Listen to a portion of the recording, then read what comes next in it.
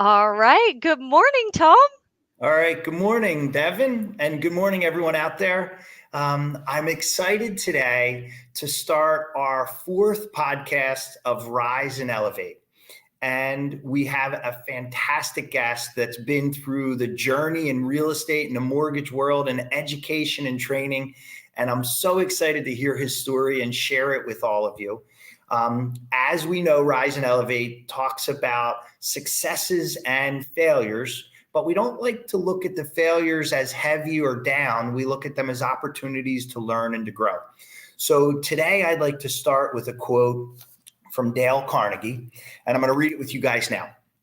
Develop success from failures. Discouragement and failure are two of the surest stepping stones to success. And as we all know, Dale Carnegie has some fantastic lessons and has led a life that is designed to help others. And what we want to do is we want to share the messages that can help others grow along the journey. So, Devin, I would love for you, as my co-host, to introduce our guest and do your Devinizing of his bio. Thank you, Tom. So, today we are excited to welcome a distinguished leader in the real estate and mortgage industry. Over his nearly 40-year career, he has built a platform with over 100,000 real estate agents, brokers, and team leaders through Worx Partner, formerly known as Associate Worx. He has served in roles from franchisor to, top listing agent, setting industry standards along the way. Now, the executive director of Hero Benefits Network, he provides down payment assistance and relocation grants to our nation's heroes on their path to home ownership. We are absolutely thrilled to hear his insights on leadership, service, and the future of real estate. Russ Fitzpatrick, welcome to Rise and Elevate.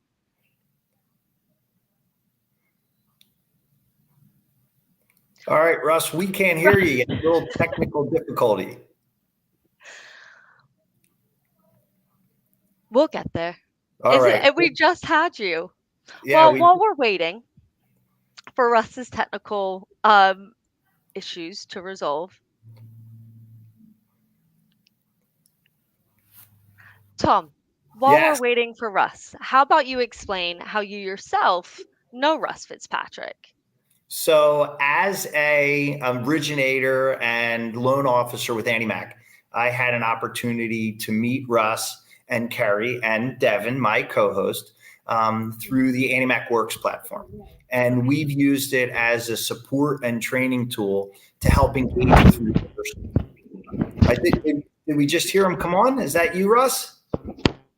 Are you with us now? Uh-oh, now I think he just disconnected everything. So, so while we're waiting for Russ to come back here, Russ has helped me to align with realtors and provide support and education for realtors across my network, right? So Right. I have probably somewhere around 750 realtors that I engage with, and we need all of them to be a part of us. Hey, there we can see Russ, and he's so happy to join us. Hey We'd there, love. I'm so sorry. There he Yes. is. Russ, no worries. Thank you for joining us. And now that we have Russ on audio as well, Devin did a wonderful intro for you. And I was sharing a little bit about how we met through Annie Mac Worx. I'm really excited for you to share a little bit of your story because, Russ, I think you've built and grown such a fabulous network of education and support. And I'd love to hear a little bit about how your journey through some of the things that didn't go as planned, and we call them failures, helped to learn and grow and carve the path to where you are today. Well, I'm very excited to be invited on to speak with you, Tom. I have a tremendous amount of respect for the last several years that we've been doing business together. And obviously, Devin has been the membership director for Annie Mac Worx for, half a decade, I guess now. And we're just thrilled to have an opportunity to share with you. And I want to make a comment, just so you know, the audio and video, the audio back and forth was picked up by my wife's AirPods out in the other room. No. She's sitting there on the AirPod with you guys, and I have no way to communicate. So it was just one of those That's fluky hysterical. things of nature, if you know what I mean. Absolutely. Technology is a wonderful thing, especially when it works, right? Amen. Yes. So Russ, one of the things that we kind of talk about is a rising tide lifts all ships. And that's one of the, kind of the mottos here, right? So I'd love to hear about some of the things that didn't go the way you had hoped that led you to where you are today. Yeah, I mean, I think real estate and the mortgage industry are cyclical, right? I mean, one of the great challenges that we face is that we can be riding high on Sunday and then flat on our face on Tuesday. You know what I mean? It's one of those industries that really, have an opportunity to test your conviction. Sure. I've got, hundreds and hundreds of real estate friends, and some of their Sweet 16 parties look like cotillions with big things going on when that one turns 16, but when that other one turns 16, they're stressed a little bit and they don't have that same $50,000 mindset for that big party. But I definitely have weathered the ups and downs of residential real estate for 40 years. I think your sentiment about when things don't go your way. I mean, the greatest one that I had is I was sitting on, a brokerage with 1,300 realtors.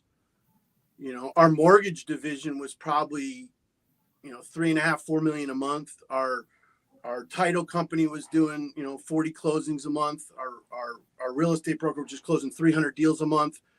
And then somebody turned the faucet off in 2008. I don't think that anyone could have been prepared for that.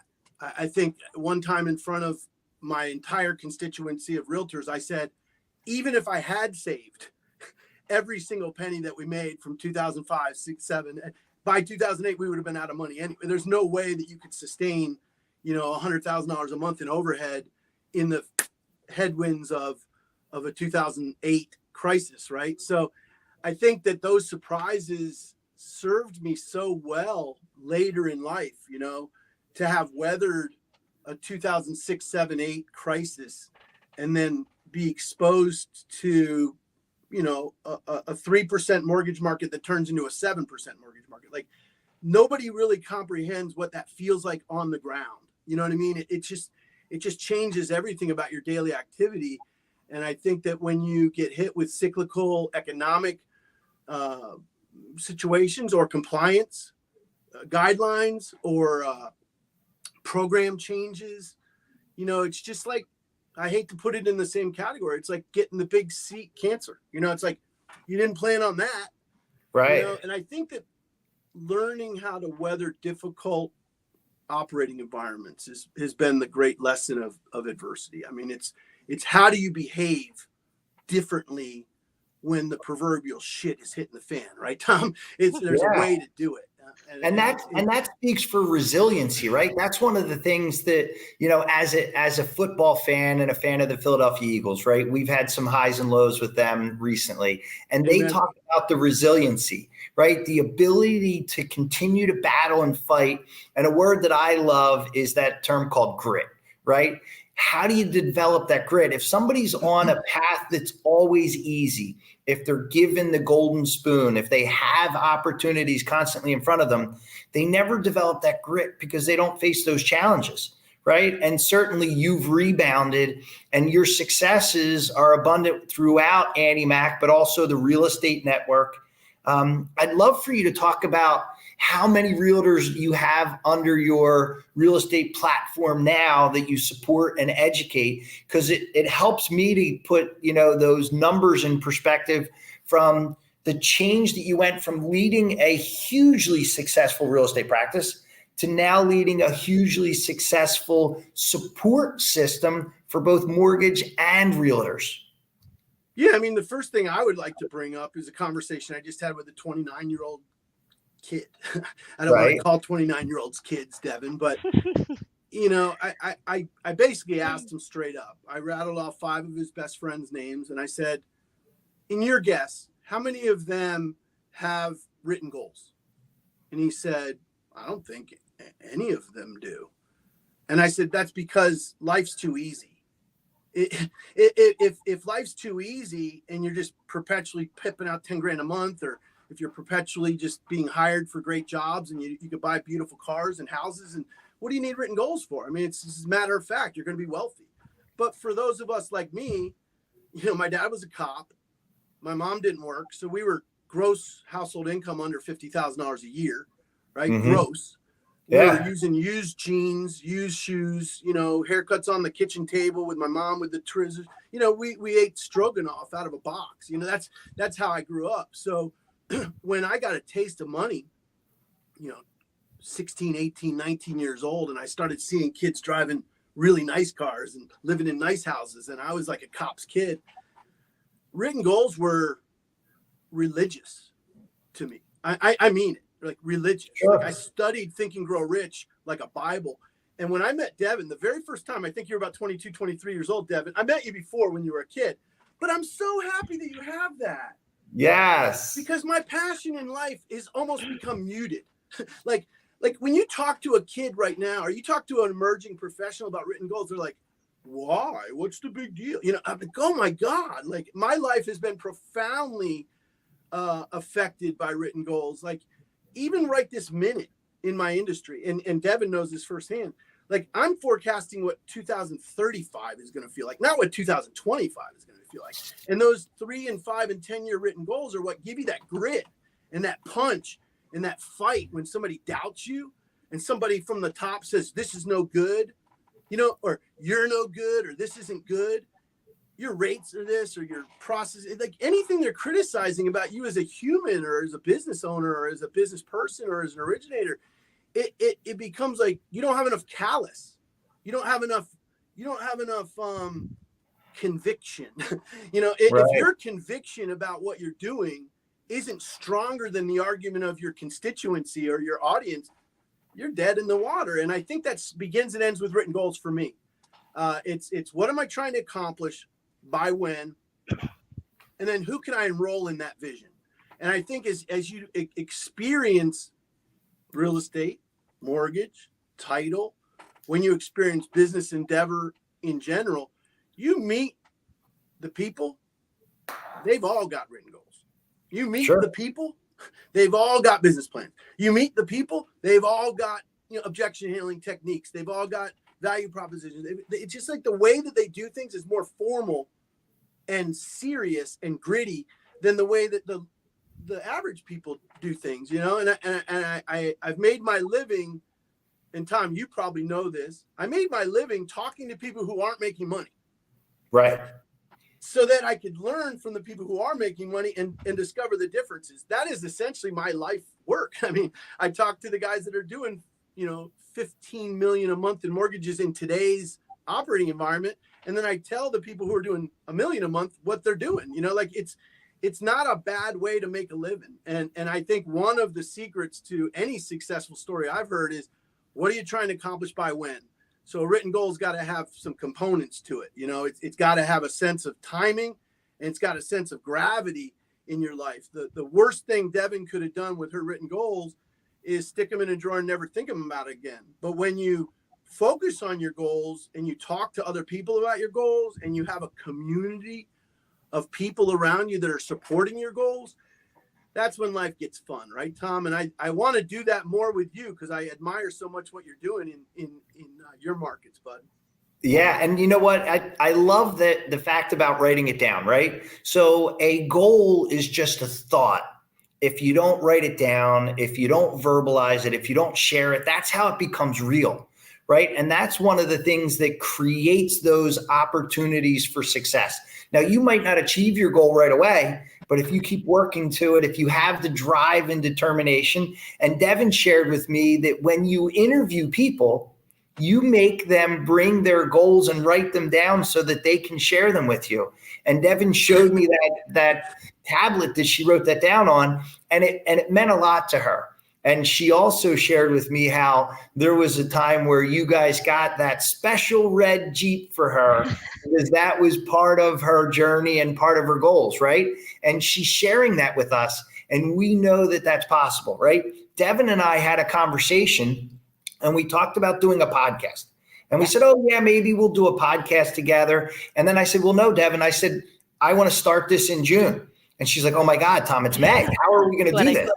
And so we wrote it down. We committed to one another. And Devin was like, Tom, we'll record it first. And then we can. And I said, well, Devin, I said, how about we just go live with it? And she's like, oh my God, what if, and what? I'm like, let's just do it. And she's like, you know what? It was an aha moment for me, because I now had someone that was holding me accountable to this goal of doing a podcast and sharing, right? Devin and I held her accountable. And Russ, thank you for sharing Devin with me, because she's dynamic, she's engaging, and certainly a great smile helps when you have a mug like this to work, right?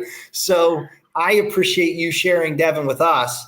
And, you know, through our lives and through what we've gone through, the mortgage market has gone up and down. And I think right now we're poised for another takeoff in the refinance boom and people coming back out of the woodwork for buying homes or refinancing. The Fed certainly helped us with having a cut. Everybody thinks interest rates are just going to drop 50 basis points because the Fed dropped it. And we know there's a correlation, but not a direct connection. So that's something that's helping us to set it up. And because of this, Russ, I just brought my son in, and he's now helping me and I'm helping to create and shape him. So one of the takeaways from today in your conversation with me just now is I'm going to have him write down his goals, and I'm going to make it short term, and I'm going to have him do an intermediate and a long-term goal so that we can look at that, revise that, and help to craft him into the next generation of mortgage professionals. So I love that. And, you know, one of the things that, you know, I wanted to talk about was a little bit of a personal journey that you went through during COVID, right? You love to eat, and you made some significant changes and successes because of what you went through. You don't have to talk about numbers, but share about what you went through and how it changed who you are now today. Thank you for asking. It's been a journey. I'll be straight with you. You know, 2019, we're making $1 million a year. We're having a great time, and, you know, high-fiving and kissing babies, you know. And then right.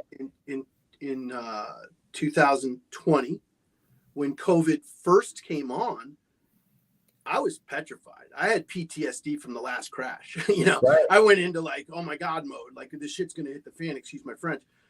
But what happened was the exact opposite, right? The economy absolutely hockey stick change, like during 2021 and part of 22. We were all like feasting, and I was still, I wanted to say, suffering from PTSD from the first crash. Like I was literally walking around in 20 and 21 waiting for the shoe to drop, you know, like I was scared to death.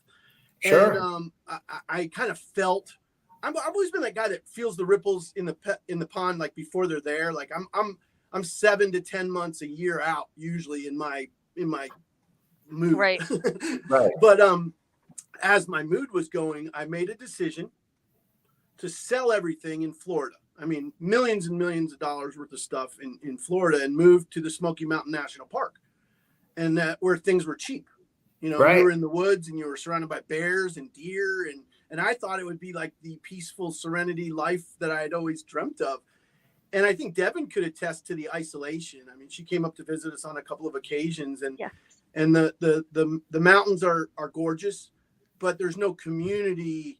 There's no network where I'm at now. And I literally fell into a trap of cooking out every night at 5:30, 6:30, you know, opening a bottle of wine at 4:00, you know, cheese platters, and you name it, buddy. I mean, we were making money hand over fist. Our expenses were low, so we had a cleaning lady 5 days a week. We had a private chef a lot of times. Like, we were living. And then I gained like 60 pounds. Right. And I was sitting above 300. I had to talk with my doctor about triglycerides and, you know, cholesterol and LDL and my, you know, uric acid and my liver. And she was like, dude, you're not going in the right direction. So I became a vegan on January 15th, 2024. I went to my first AA meeting on January 15th of 2024 because I figured I could use a little direction from some people that have weathered that. Right. I put a whole new list of written goals together that had nothing to do with my career. Right. You know, literally things that I needed to feel in my life. And that led me to retire. That led me to call Andy Mac Home Mortgage and say, look, I'm not going to be able to be running at the pace I had been running at a few years ago. I need to change things. And I did. And that allowed me to pour my heart into a nonprofit called HeroBenefitsNetwork.org. And that sparked a whole new set of goals. That sparked a whole new set of relationships. It sparked a whole new community. And I think depression starts with isolation. Sure. You know, when you're isolated, I talked to a veteran who suffers from severe complex PTSD and depression and anxiety, and he's medicated those ailments with alcohol and drugs. And what I found out from him that he's been taught over his journey in PTSD is that community is the only known cure. Sure. That wouldn't have dawned on me. You know what I mean? The doctors are throwing out pills, AA screaming about the 12 steps, you know, all these different solutions for his PTSD, his complex PTSD and depression. I learned it's my relationship with Devin that makes me a better person, and your relationship to your son. Sure. When you can invest in your son's goals and be a part of his service and be a part of his journey and support him, you become more whole. So I think the first lesson of my journey through COVID was isolation.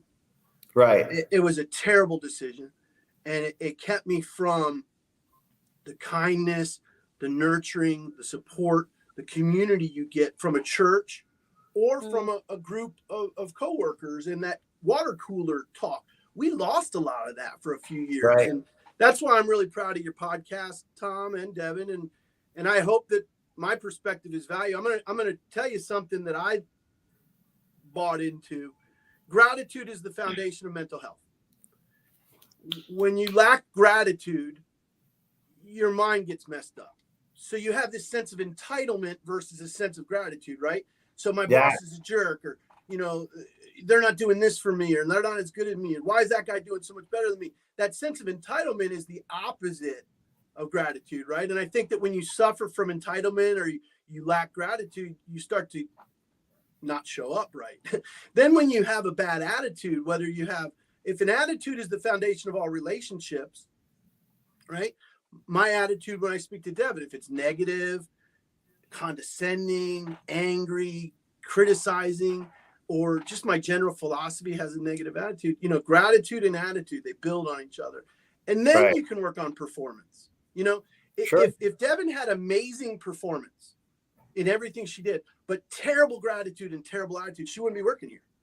You know, she could be you could produce 20 million a month in mortgages, Tom. And if you weren't someone who fit from a gratitude and attitude standpoint, we'd have to get rid of you. You know, there's no two ways about it. So I think emerging people or people who are here and want to be here, you know, one of the things that they have to focus on is first written goals. What is it that represents here? What does that mean?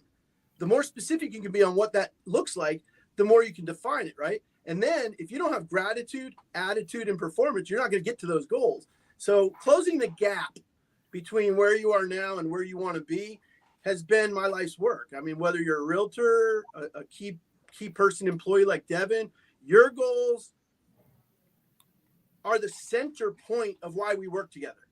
I feel that way. Like if I'm not helping you, adding value to your mission in life, you shouldn't work for me, in my opinion. I don't want an employee that's just checking in, punching a clock, and walking away every day. I need somebody who's got sort of a bigger, longer perspective. And Tom, sorry to babble, but that's where the grit comes from. No, I love that. I love that, Russ, because the gratitude is something that, you know, through my journey, when you're able to be present, when you're able to think about what you've accomplished or where you're at or where you want to go, if you're grateful for the things that you have. And I use the analogy of, you know, the bowling ball in your backpack. If you have a bowling ball in your backpack, it's a lot of weight to carry around, right? And if you carry around your past regrets or your failures or the things that didn't go the way you wanted, and you use that as your basis, it's going to be heavy and negative. But if you say, you know what, I get to choose to take that bowling ball out. I get to choose to be grateful for what I've gone through and learn from it and rise above it, thus the elevate. We want everybody to take that message, right? That gratitude leads to a better attitude, because you can't be angry and mad about what happened if you're grateful about what the value or the lesson that it gave you. And I love that, because I think gratitude is so powerful. The mind can't handle gratitude and that regret all at the same time. We can choose which way we want to focus. And I think that's important, Russ. I think that's a big message. And I appreciate that. Devin I'm so grateful that we've been able to do this. She takes the technology and makes it flow so nicely. And I appreciate that, Devin, because without that, we wouldn't be able to do this. But we continue to try and expand. We've shared messages of realtors. Now we've shared messages of broker owners, and your message of going from the real estate market to the training market. Russ, Devin had mentioned to me, how big is the network that you guys have that you support right now on the real estate side? Yeah, I'm really proud. We have almost 90,000 realtors, individual real estate agents inside of our Worx partner platform. Right. For 13 years, that product was exclusive to Annie Mac Home Mortgage, and Tom and I and Jay and I did a lot of things together. Tomorrow, Jay and I are launching a new brokerage relationship. Jay Leibowitz and the community mortgage team is launching a new brokerage relationship, and they're using Worx to enunciate the camaraderie between the team, and I'm thrilled with that. What we're doing now is we're offering Worx partner to banks in other states and in different areas of the country to augment, our influence on the industry. But where our work is really right now is in the Hero Benefits Network nonprofit world. But the 80,000 members, about 4,000 broker owners. Tomorrow will be 4,001, I guess. Right. We have when the broker partners see what you guys do with Worx, the brokers are more thrilled than the MLOs. I mean, the MLOs don't have any clue why it's valuable to realtors. They just don't. I haven't done a good job over 14 years explaining it to MLOs. Like they just don't get it. But the realtors, like when you see a $20 million realtor, $30 million realtor, $15 million realtor, $10 million realtor go, holy shit, I can use the absentee owner program to take more listings. Hey, I can use relocation grants to take more listings. I don't think mortgage bankers know how desperate realtors are for listing inventory. Sure. And I don't think mortgage bankers know what it takes to take a listing. Like they don't know that you have to prospect by owners, expireds, absentee owners, farm. They don't realize that the inventory crisis is caused by realtor inactivity. Right. The realtors are not prospecting listings. They're only taking buyer leads. So, and I talked to a realtor from Coldwell Banker last night. She's a $40 million producer. This lady has a team. She's a monster. She makes over $1 million a year. And I asked her about the NAR settlement. I asked her, how gritty is it out there with the NAR settlement and all these changes? She goes, ain't not even a thing. If you take listings, you don't have to worry about it. So like her mindset is I take listings, so I don't have to worry about the NAR settlement. Other people are like 5 buyer side deals a year, and they're like crying because they're afraid of their livelihood being challenged by this new NAR settlement. I could tell you that an operating environment change like the one that's happening right now is absolutely beneficial to the top dogs. Sure. It's easier for us. I'm sorry to put myself in that group. I mean, elite producers, only 5% of realtors are elite, right? 5%. Right. The 95% could barely walk and chew gum at the same time. I hate to say that to realtors on the phone, but that's the truth. Like the 95th percentile of realtors don't even make 50 grand a year. And 50% of that group don't even sell one house a year. So you're dealing with a group of people that don't really understand their own profession. But at the top 5%, they go, all I got to do is take listings. So they say for sale by owner, expired, by owner, absentee owner, networking, business to business, Hero Benefits, relocation grants, whatever it takes to get me in front of listings. That's what I need to do in the face of adversity in the real estate industry. And I don't know if that's on topic, but that's that's something that we can share and continue to share the message with realtors about how to get those listings, right? List to last is one of the tools that you guys have, right? Yes. And you're doing, I think next week, aren't we doing a big presentation for realtors and how to capture those listings, Russ? Devin, this feels like we're on Fallon. Like It just Doesn't went it? from like, hey, we're just talking, and then it went to like what we're doing next week. Boom. Now, list to last is my baby. I was a listing agent. I mentioned to you a crisis that I went through in 2008. By the beginning of 2009, I had sold my brokerage. Right. Okay? I had sold my real estate brokerage at the end of 2008 because it was just dragging me and my whole family down in losses. I turned down $5.5 million for that brokerage in 2008. I sold it for $350,000 in 2009. Dumbass. Right. But I was able to smile and dial.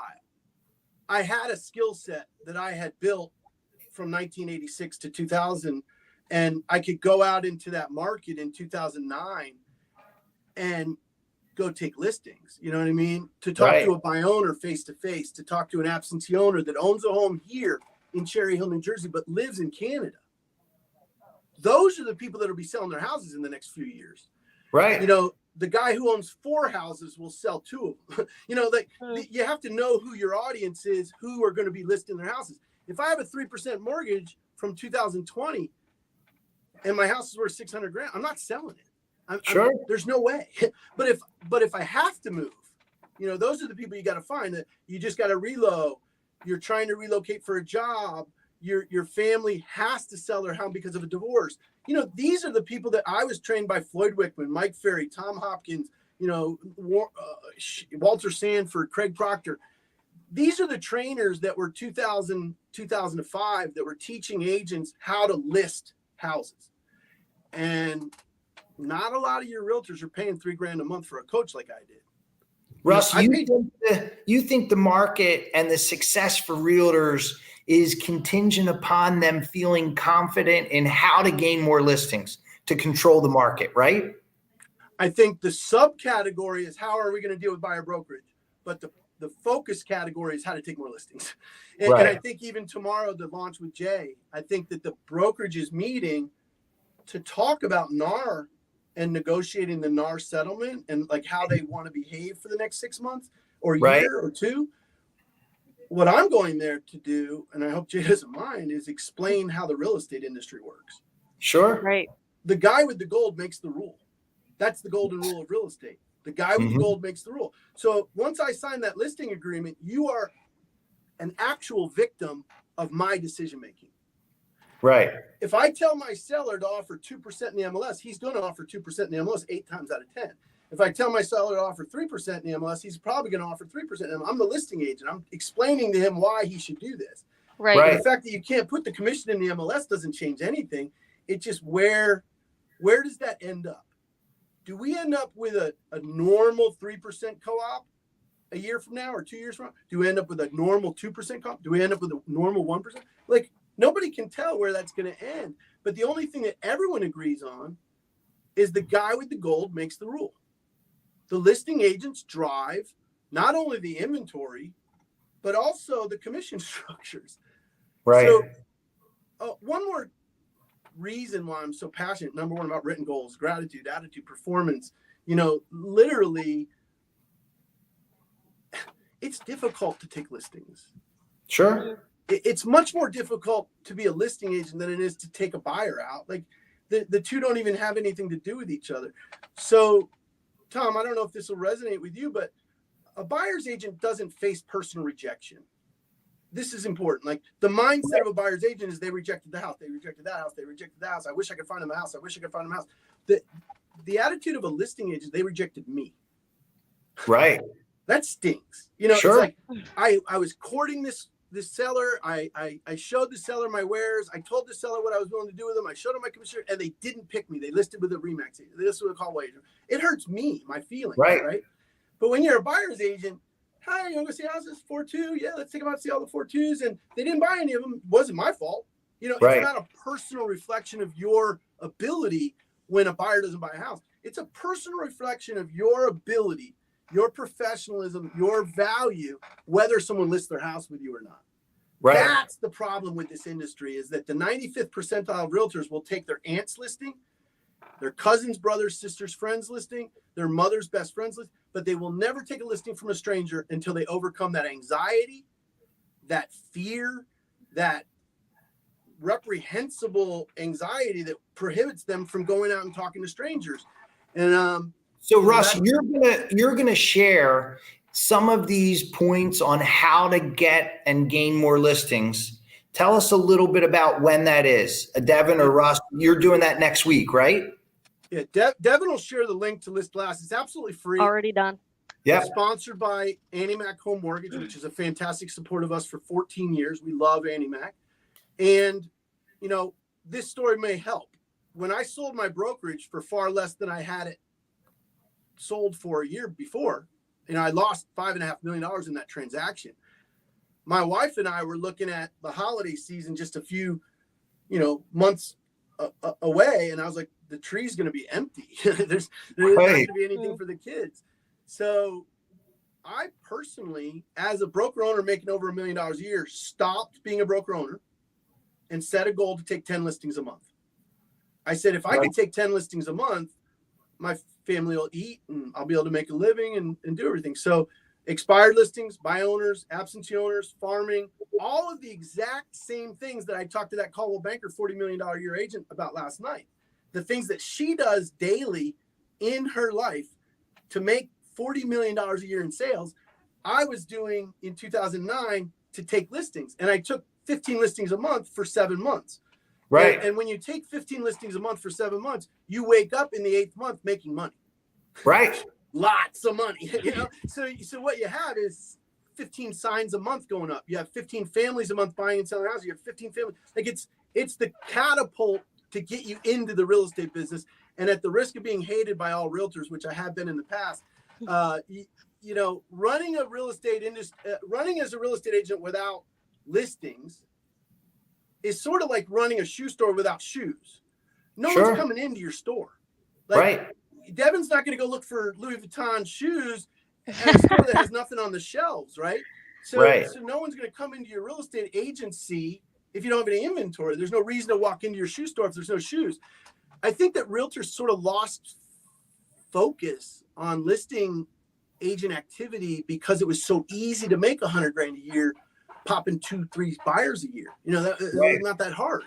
But now they need listing inventory. So Russ, in closing, because we're coming up on time, from what I've learned, from what we've learned from this episode is realtors, written goals, number one, super important. Gratitude. You have to live with a gratitude, a grateful heart, grateful mind, grit, and last but certainly not least, and one of the important points is you need listings, right? Done. Yes. Mind blown.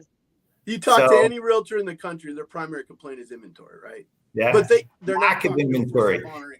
But we need to share with realtors how they can leverage the tools that Annie Mac Worx and the Worx platform and List to Last can help them. So we'll share this. We'll share the link, and you guys are going to do that next week. Yes, Wednesday, October 2nd. I have a gift for you, and Devin will get it to you if anybody calls you to ask, okay? I have a 2-sentence handwritten note that helped me take about 1,400 listings in the past 30 years. Right. It's 2 sentences, stamp, hand addressed, send it out. It goes to absentee owners that own a home in your neighborhood but live somewhere else. That 2-sentence handwritten note has been taught to 35,000, 40,000 realtors across the country, and we've gotten thank you notes and testimonials written and appreciative. And I had a meeting with one agent. You will not believe it. It's Dockside Realty. Look it up in Virginia. 460 transactions, uses almost the identical note that I use. Same mind, me and him. 40 listings a month in Virginia. Okay. Wild. This is a monster, but he only uses the same note system that I was taught. So this is stuff that realtors haven't been taught in the last few years, right? So I want to encourage you, Tom, if you have a realtor friend, give them the Tom Fox challenge. Say, send out 20 of these handwritten notes and see what happens. And I think what you'll find is they'll go, holy shit, Tom, I took a listing. And you're like, no duh. Right. It's not a smart act. It's 40 years of confidence on that one. Well, I'm excited to see these 2 sentences. Devin and you are going to share it with me. Yeah. And next week you guys are going to share the message for List to Last.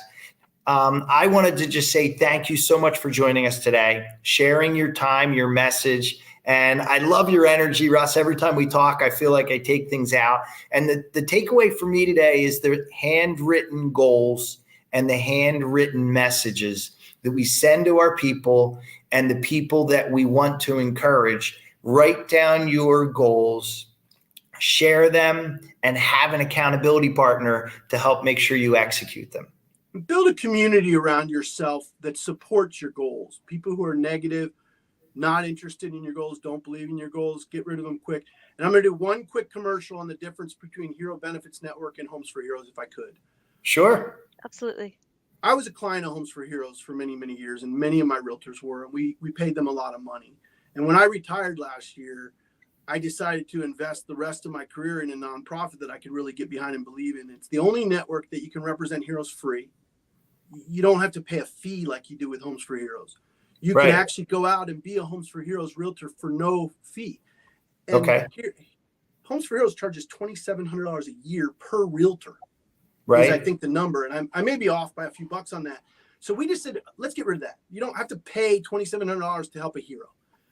In the nonprofit, realtor, title, and mortgage cumulatively give a reward to the hero, and it's a big reward. $5,000 for buy, $10,000 for sell. And what we've been able to do is make this unique. And there's only one other change that we did at Hero Benefits that we don't have at Homes for Heroes, and that is the exclusivity of territories. You can represent Hero Benefits Network nationwide for free. You can do transactions, 10 transactions a month, no fees. But if you want a zip code, if you want a county, or you want a state, those are fees that you pay for the exclusivity in those areas. That's the difference between Hero Benefits Network and Hero Home Sources, that we are a nonprofit, 501c3. We're not here to make money. I've never taken a penny out of it. We're here to support realtors towards that goal. And you only pay money for exclusive zip codes and or counties. And I think that's a very unique twist to the Hero direct marketing world that we're bringing to it. And I want to thank Devin for helping me promote the heck out of it over these last 6 months. We sold 65 zip codes in our first few months. We've got congratulations. Big mortgage companies and title companies and real estate brokers. EXP is launching us nationally across all their networks, 80,000 realtors deep. I mean, we've made huge progress. I had a meeting with a player out in California that wants the entire southern part of California. I mean, the demand for this is greater than the supply, and we're just thrilled to be a part of it. Thank you for having me on. Sorry if I talk too much. That's been my claim to fame for 40 years. No, that's all right. We tried to keep it to 28 minutes, but we haven't hit an hour yet, so that's great. So, Russ, thanks so much. Devin, as always, thank you for being my co-host and being a part of this. I look forward to seeing both of you at the AnnieMac Sales Summit next month. Absolutely. We'll be there. Excellent.